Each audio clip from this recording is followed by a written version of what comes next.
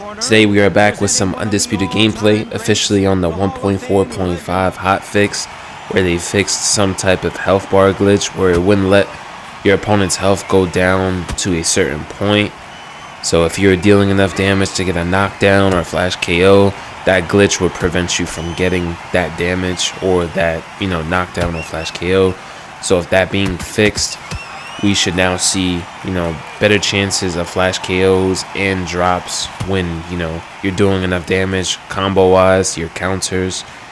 For the most part, like long regular punch combos and mixing it in with power shots, either at the end or the beginning of your combos. That's really how you're going to get these, rocks, flash drops, flash KOs from my experience on testing it out so far, which feels a lot better. Happens more often when people have lower stamina or they're gassed out, so that's always a plus. I feel like it should still be amplified a little bit more, but I definitely feel the change now that the health bar glitch has been patched out. And they also patched the spin, like the 360 spinning. I don't know exactly what that was for. I heard that was to fix desync issues or something like that, where they would spin the camera around so it would prevent desync. Now that's out the game, so there's going to be no more 360s anymore, thank God, because some people would just throw a big power shot combo while the camera was spinning and you wouldn't be able to see your opponent. But this opponent I'm facing right now is just a whole bunch of volume, a decent amount of power shots, and just a lot of hooks. Just trying to play, I guess, meta-like, throwing a lot of hooks, a lot of power shots.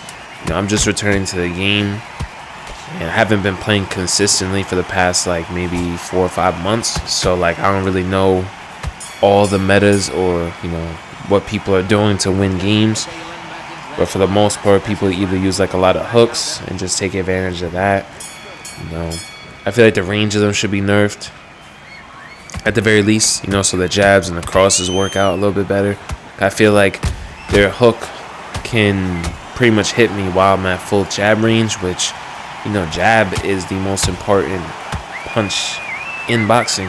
That's fundamentals 101. And for that to feel like a secondary punch or a secondary option is just crazy to me. I like to work off the jab and the body jab as well. Even in UFC 5, that's how I like to strike to set up my combos. And the fact that hooks are just the new jab in the game is very annoying, but them adding in the recovery frames, so the power shots being whiffed or blocked, something I really love. That's something that should have been in the game a while ago, but I'm happy to have it now.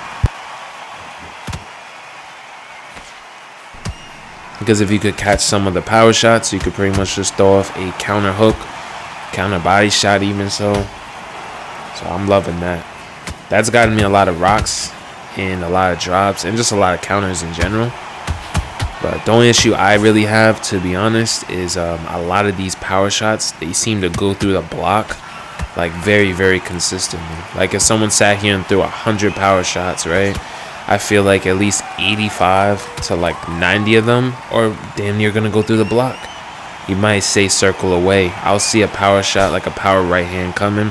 I'll circle the opposite way away from the power hand, because I can see it coming a mile away. Because a lot of times, depending on the stamina levels or who they're using, their power shot might be slower.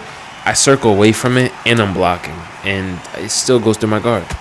I feel like it just takes away skill gap, because that's basically telling players they don't have to set up power shots. They don't have to set up combos and ending it with a power shot in a smart, strategic way.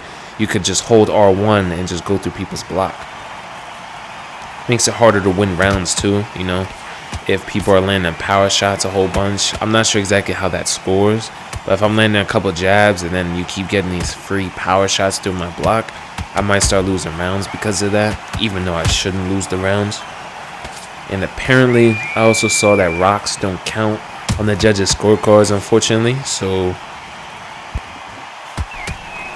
I remember I ended up losing a round because of that. I got 3 rocks to this guy's few counters, and I lost that round somehow. they gave him a 10-9. I'm like, that's crazy.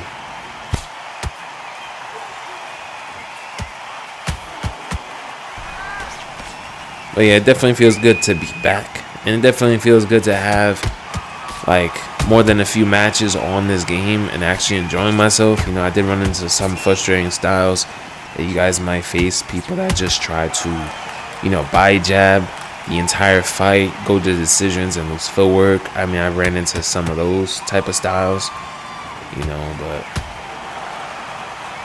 hopefully things like that will be patched out and evened out. But one thing I did notice when I was using loose footwork, I was just testing out a little bit.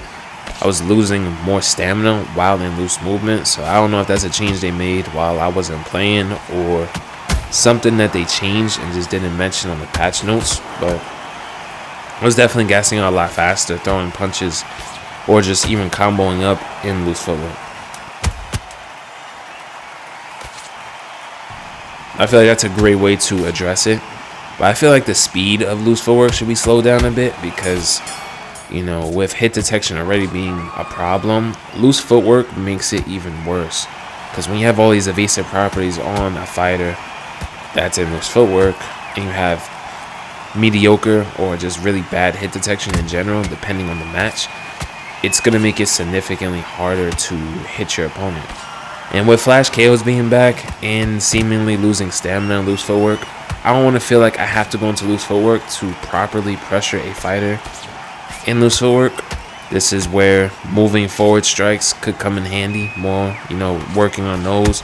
You know, besides the body jab, having these hooks, the moving forward jab and things like that, like to the head, you know, work a bit better. And still addressing the basic, you know, hit detection when someone's rocked.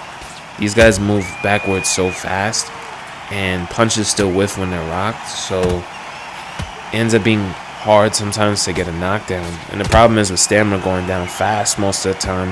If I rock someone 3 times, I'm expending a lot of energy, you know, getting these rocks and, you know, throwing a big combo to get the rock. How, you know, this is crazy. Now I just can't get them down. They just walk backwards and they escape.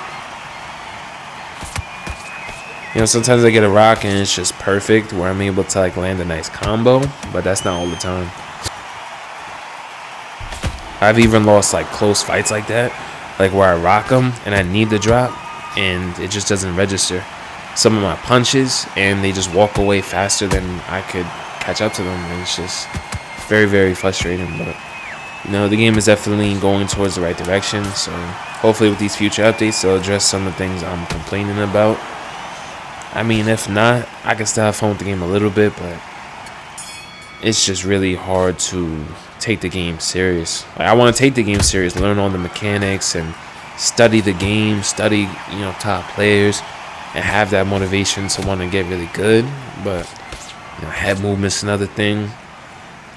But we're getting closer and closer. But fortunately, time is running out though, because you know, you have, you know, Fight Night being rumored to come out anywhere from 2026 to 27 possibly. So you don't have time to come out with these big title updates every 4 or 5 months.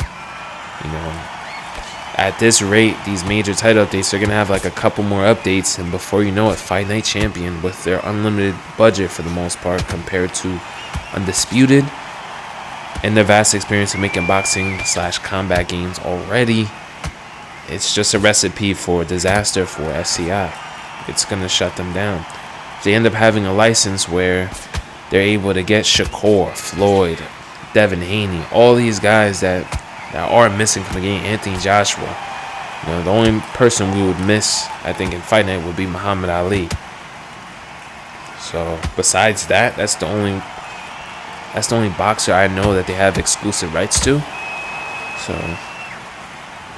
and EA is probably not going to waste their money on all the small-time boxers, to be honest. They're probably going to, you know, focus on the big names for the most part. So pretty much top 10 and top 15 guys are going to get added, more than likely.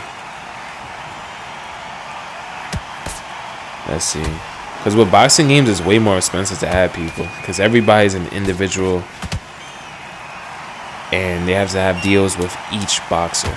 So it's not like they get to go to, you know, the boxing as a whole and just buy all the boxers out for a set price. Everything is individualized. So one fighter might want 1 million, another one might want 10 million. So it's a lot more expensive. They can't just waste their time on smaller boxers that might retire tomorrow because they got beat up. You know, they might not waste their resources on it. So we're gonna have to probably just have mainly the top 15 guys, which I don't mind. It's kind of what they do with UFC 5 anyways. Look at that right there. We block one of his power shots and we get a nice counter lead hook right into that drop. See, when drops work like that, that's beautiful. You know, he wasn't able to really escape, but he happened to be gassed, and also he was already by the corner, so he didn't really have anywhere to go. You know, but sometimes if you rock them in the middle, they're able to like stumble backwards for a while, and you're not able to hurt them. Well, look at this. We still got a good amount of stamina. And I said, why not? You know, he's still hurt.